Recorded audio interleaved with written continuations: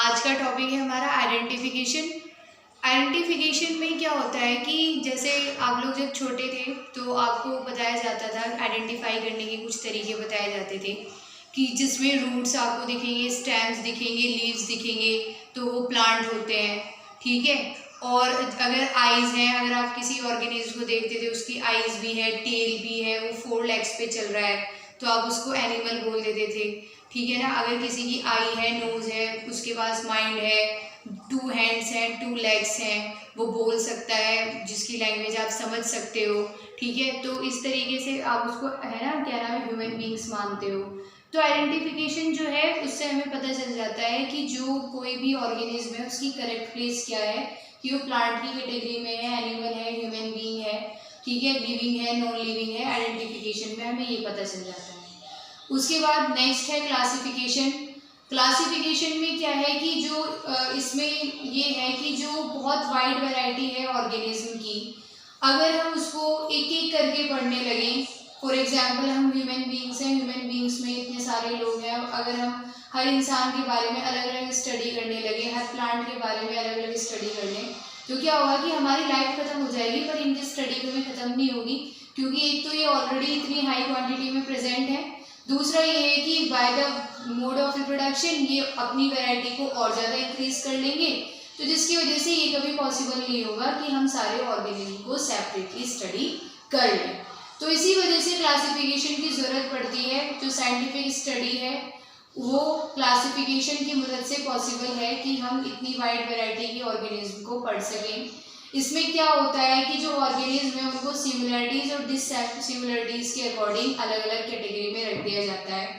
For example अगर animals हैं, ठीक है, तो उसमें जो है कुछ ऐसे हैं रेंगने वाले हैं, कुछ ऐसे हैं जो उड़ते हैं, कुछ ऐसे हैं जो वाटर में रहते हैं, कुछ ऐसे हैं जो वाटर और लैंड दोनों पे रहते हैं, तो जिसकी वजह से इनको अलग अलग एम्फीबियंस हैं, एम्फीबियंस में वो ऑर्गेनिज्म रखे जाते हैं जो वाटर और लैंड दोनों पे रहते हैं। एप्स में वो सारे ऑर्गेनिज्म होंगे जो उड़ते हैं, रेप्टाइल्स में वो सारे हैं जो रेंग रेंग कर चलते हैं, रेप्टाइल करते हैं, ठीक है।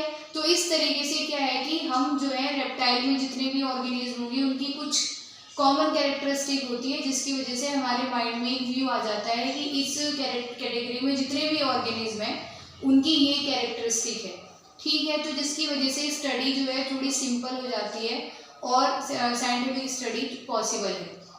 नेक्स्ट आता है जो टैक्सोनॉमी है, जो कि पहली वीडियो में भी मैंने डिस्कस किया था कि टैक्सोनॉमी जो है, फादर ऑफ टैक्सोनॉमी किसको बोलते हैं, कैरोलस लिनियस को बोलते हैं। टैक्सोनॉमी में 3 स्टेप्स होते हैं जो कि करने ज़रूरी है, एक आइडेंटिफिकेशन, एक क्लासिफिकेशन और एक नोमेनक्लेचर। नोमेनक्लेचर हमने पहले पढ़ लिया था, ठीक है। उसके बाद टैक्सोनॉमी का एक बेस है कि किस बेस पे टैक्सोनॉमी को कराया जा सकता है। पहला है एक्सटर्नल स्ट्रक्चर, दूसरा है इंटरनल स्ट्रक्चर, तीसरा है सेल स्ट्रक्चर, फोर्थ है डेवलपमेंट प्रोसेस और जो फिफ्थ है वो है इकोलॉजिकल रिलेशनशिप, ठीक है। एक्सटर्नल स्ट्रक्चर को मॉर्फोलॉजी के नाम से साइंटिफिकली बोला जाता है, ठीक है, जिसमें ये देखा जाता है कि जो ऑर्गेनिज्म की जो एक्सटर्नल स्ट्रक्चर है वो एक जैसी है नहीं है। I am talking about similar not identical. For example जितने भी ह्यूमन बींग्स हैं उनके एक्सटर्नल स्ट्रक्चर जो है वो क्या होती है कि वो सिमिलर है। अगर सभी जो जनरल अगर हम बात करें तो सभी ह्यूमन बींग्स के पास 2 लेग्स होते हैं, 2 आइज है, 1 नोज है, ठीक है, तो एक्सटर्नल स्ट्रक्चर सेम है। फिर इंटरनल स्ट्रक्चर को साइंटिफिक लैंग्वेज में एनाटॉमी बोला जाता है। इसमें इंटरनल स्ट्रक्चर की स्टडी की जाती है।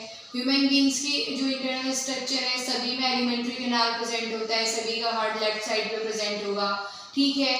जो स्टमक होगा वो जे शेप का होता है। तो इस तरीके से इंटरनल स्ट्रक्चर अगर सेम होती है तो वो एक कैटेगरी में रख दिए जाते हैं। सेल स्ट्रक्चर की स्टडी को साइटोलॉजी के नाम से जाना जाता है, जिसमें अगर कोई भी जो ऑर्गेनिज्म की बॉडी है अगर सिंगल सेल से बनी हुई है तो यूनिसेलुलर, अगर मोर देन 1 सेल से है तो फिर मल्टी सेलुलर है, अगर बॉडी में ज़्यादा ऑर्गन नहीं है तो वो सिंपल मल्टी सेलुलर है, अगर बॉडी में बहुत ऑर्गन और ऑर्गन सिस्टम है तो वो कॉम्प्लेक्स मल्टी सेलुलर ऑर्गेनिज्म है। उसके बाद नेक्स्ट आता है डेवलपमेंट प्रोसेस।